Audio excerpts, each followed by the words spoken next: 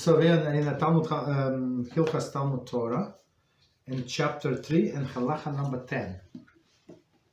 And it says, anyone who comes to the conclusion that he should involve himself in Torah study without doing work and derive his livelihood from charity, desecrates God's name, dishonors the Torah, extinguishes the light of faith, brings evil upon himself, and forfeits the life in the world to come.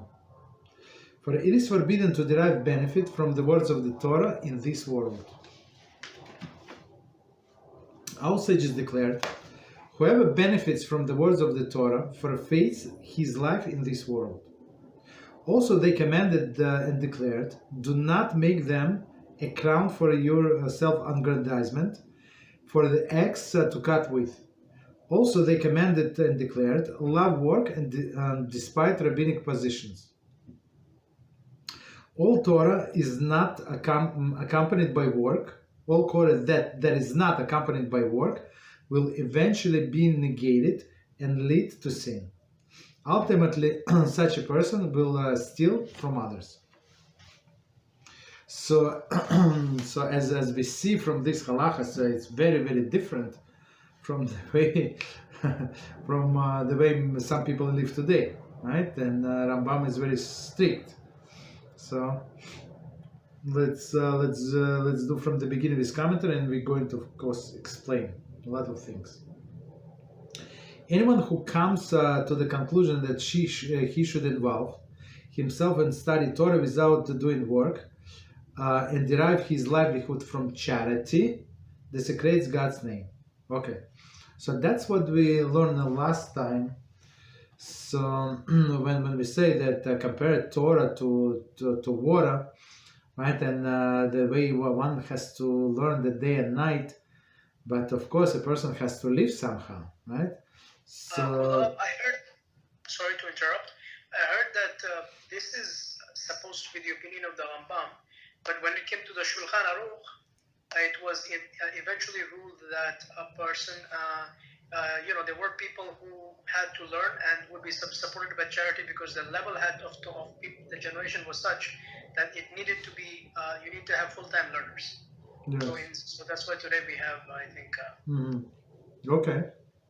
That people who, All right. Yes. Okay. So let's see. So anyone who comes to the conclusion that he should involve himself in Torah study without doing work and derive his livelihood from charity. 56. The previous halachas explained how important Torah study and is how involvement in a business can present a contradiction to it, since many might reach the conclusion that if so, it is proper to involve solely in Torah study, with no thoughts of the worldly matters. The Rambam proceeds with the following clarification. So, of course, we said before that all of the business people, they do not exactly learn even if they have time, right? Why?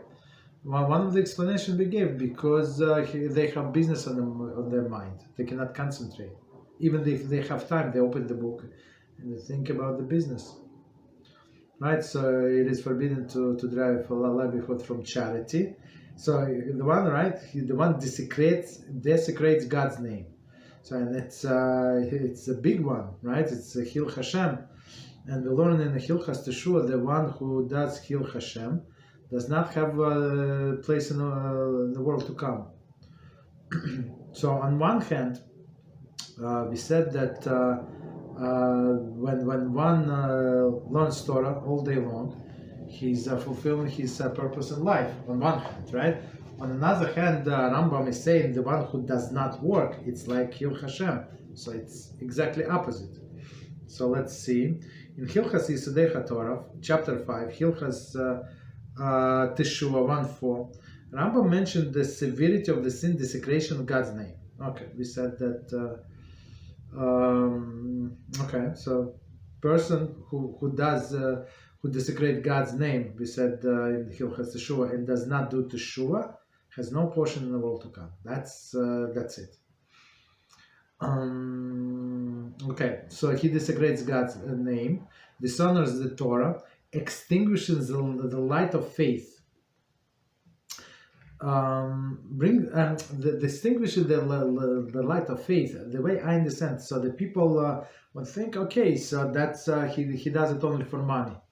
Okay, he's lazy, right? And that's what they say today in Israel, especially in Israel. Here, like people don't say that because they do not care. It does not come from the government. It comes from the taxes, right? It comes from most of the money comes from private donors, but some money do come from But don't the forget, in government. Israel, there's a lot of brainwash against religious people. Yes, yeah.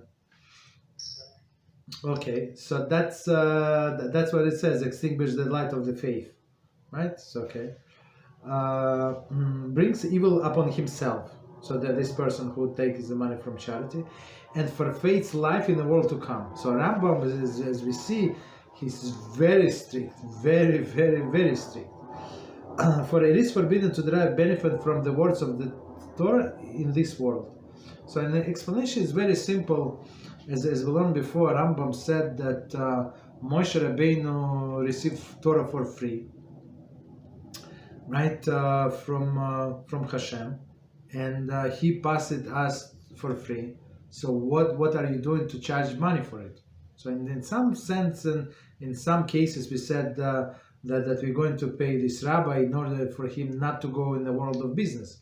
So I mean, he has to support his family. If you don't pay him, okay, he's going to do real estate, whatever he's going to do. He's going to do into diamonds, into jewelry, like many different professions.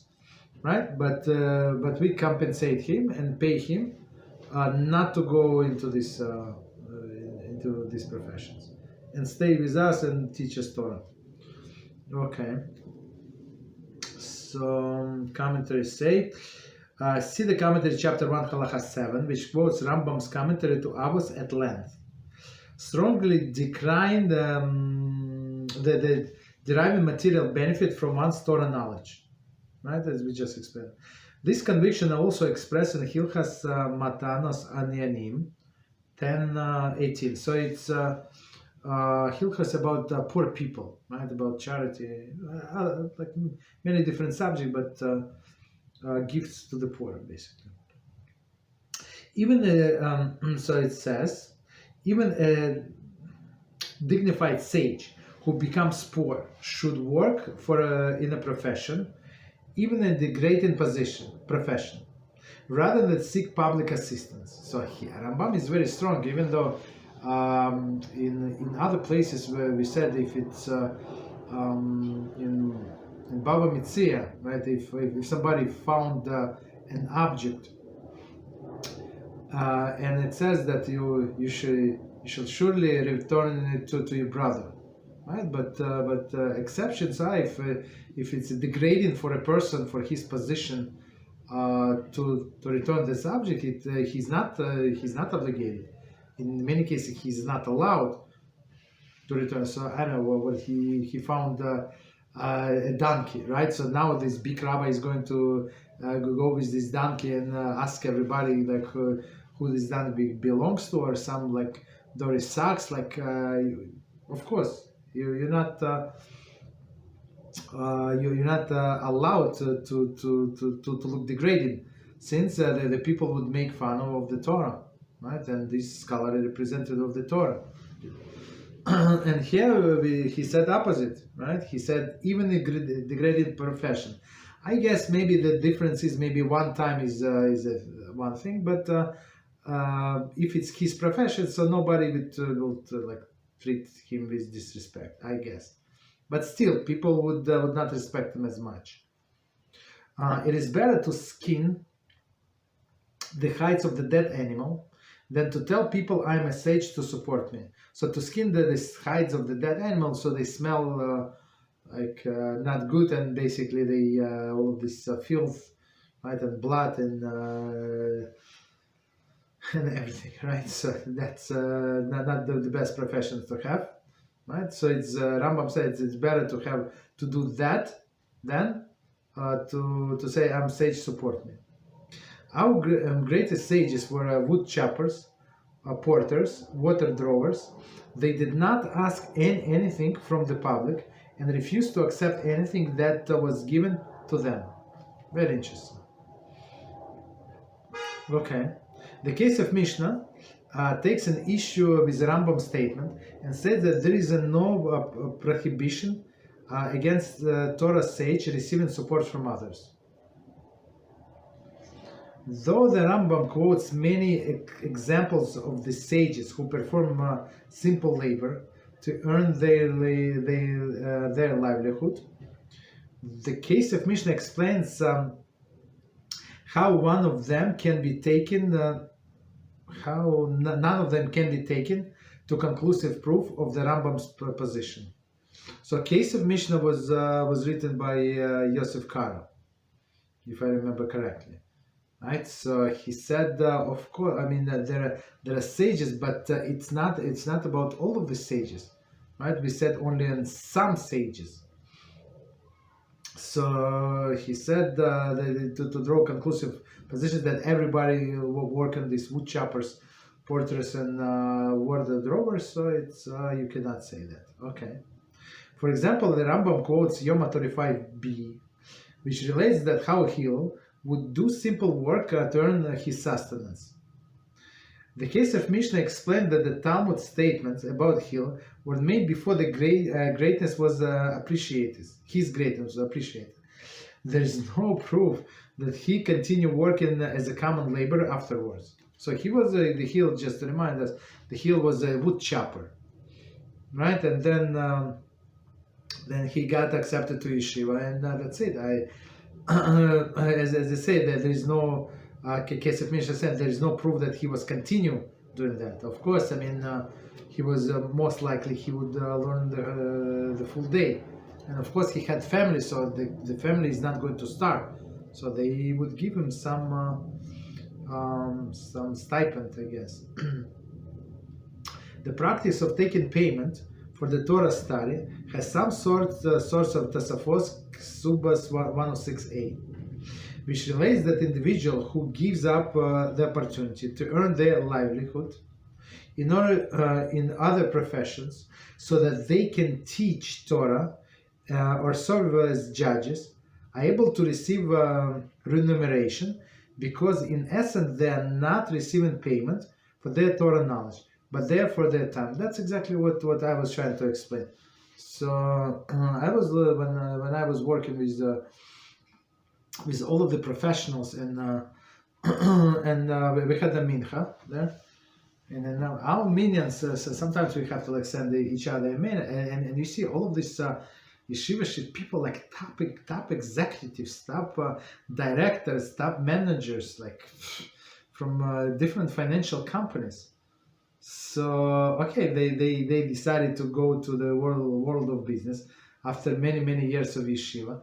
So you can see that, and I'm not sure how smart they were, like in a Torah world, but we can definitely see if other people, like bright people, would go to the business world, they would be stars, right? That's why we must pay them compensation, right? Remuneration, to learn Torah, and as did we learn? I'm not sure, did we learn or we're going to learn in Hilchot Talmud Torah in this, in chapter 3. So we're going to learn further. So we're not allowed to collect taxes for security taxes from these people, right? Who learn Torah. Why?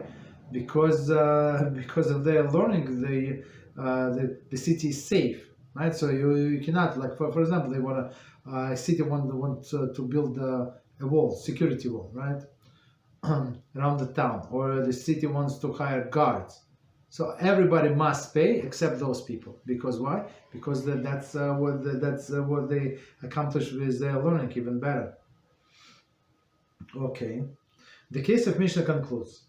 It is possible to explain that our master's intention is that a person should not cast off the yoke of the labor in order to receive his livelihood from the others, in order to study. Rather, first he should learn profession with which he can sustain himself. If that is sufficient for him, it is good. If not, he may receive his livelihood from community. Right? So he said, let him have a profession. And as Rambam told us in the previous chapter, right? In olden days, so people would work only a few hours. They were like professionals, like 3 hours, and the rest of 9 hours they would learn. Right. So if it works out for him, no problem. Right.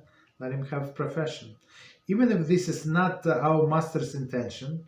And as apparent from his commentary to the Mishnah, whenever one is in doubt about this halacha, one should follow the custom. Very interesting. We have seen that all of the sages of Israel, both before and after our master, accepted their livelihood from the community. So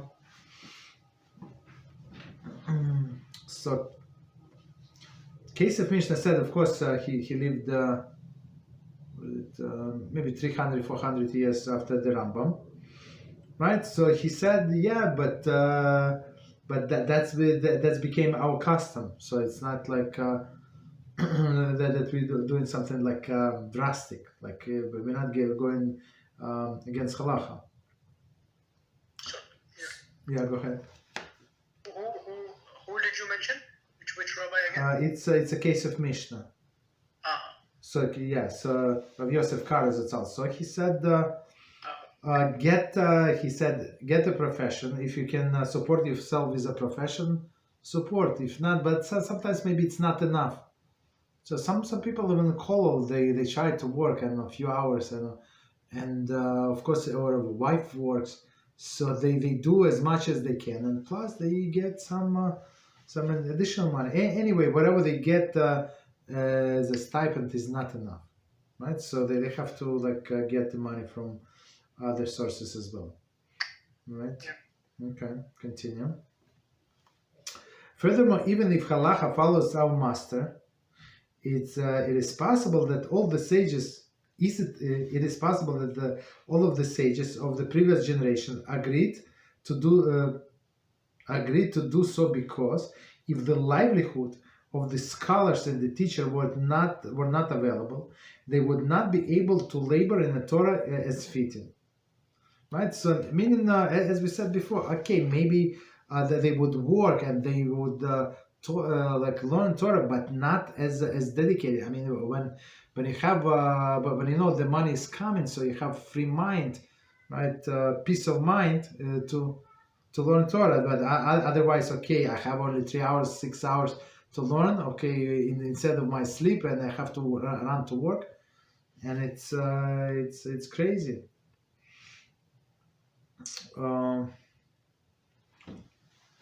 Okay, so it says. One second. Let me go a little back. If the livelihood of the scholars and the teachers were not available, they would not be able to labor in the Torah as is fitting, and the Torah would be forgotten. Heaven forbid. Since it is available,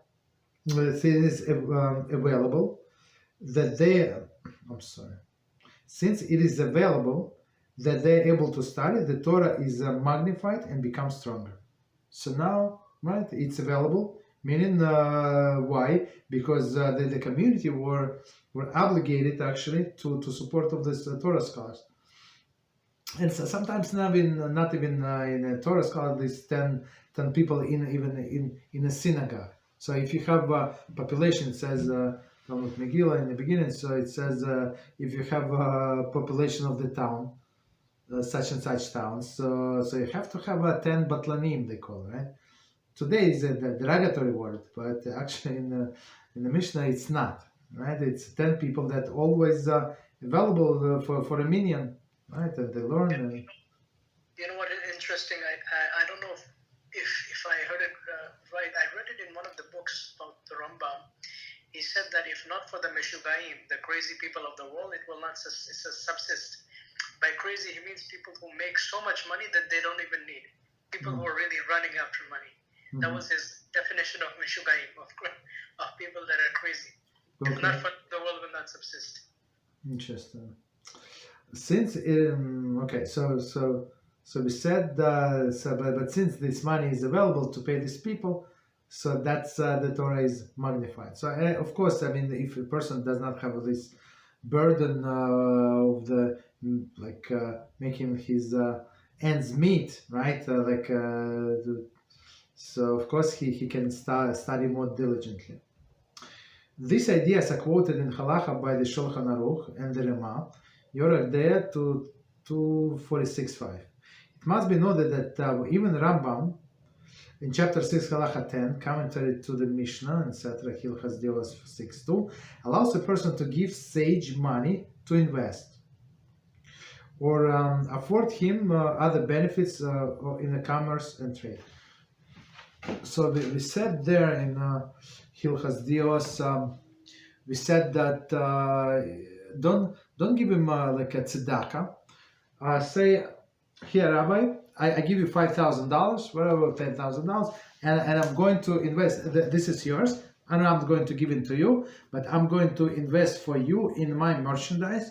So he's my money, like 90% is mine, 10% is yours. We are partners. I'm going to watch over your money, right? And then you give profit to this rabbi. So that's the proper way, right? It's very respectable. He does not have to take as a tzedakah, right?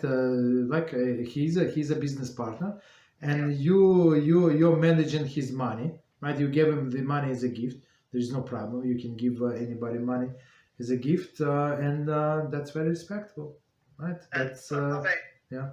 Is it similar to the star of Zvulun, Yisachar Zvulun? No. There it was pure tzedakah.